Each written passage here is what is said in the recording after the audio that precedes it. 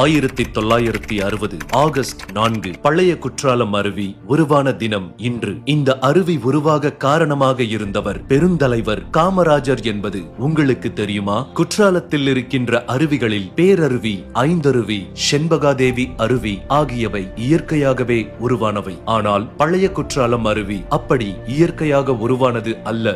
1960க்கு முன்பு இந்த அருவி குளிப்பதற்கு ஏற்றதாக இல்லாமல் சுமார் 200 அடி உயரத்திலிருந்து செங்குத்தாக ஆக்ரோஷமாக விழுந்து கொண்டிருந்தது. அப்போதைய முதலமைச்சராக இருந்த பெருந்தலைவர் காமராஜர் அவர்கள் ஒரு முறை பழைய குற்றால அருவியை பார்க்க வந்திருந்தார். இந்த அருவியை மக்கள் பயன்படுத்தும்படி செய்ய முடியாதா என அருகிலிருந்த பொறியாளர்களிடம் கேட்டார். பின்பு அவரே தண்ணீர் விழாத காலத்தில் மலையை படிக்கட்டுகள் போன்று செதுக்கி விடுங்கள், இதனால் தண்ணீர் செங்குத்தாக விழாமல் ஒவ்வொரு தடுப்பிலும் விழுந்து வேகம் குறைந்து கடைசியில் மக்கள் தலையில் விழும்போது பூவாளி தண்ணீர் போல விழும் என்றார். அவர் சொன்னது போலவே மலையை செதுக்கி முடித்த பின்பு மக்கள் குளிக்கும் வகையில் அழகான நீர்வீழ்ச்சியாக உருமாறியது பழைய குற்றாலம் அருவி. 1960 ஆகஸ்ட் 4 அப்போதைய முதலமைச்சர் பெருந்தலைவர் காமராஜர் அவர்களால் பழைய குற்றால அருவி திறந்து வைக்கப்பட்டது. இதற்கான கல்வெட்டு பழைய குற்றாலத்தில் இருக்கிறது.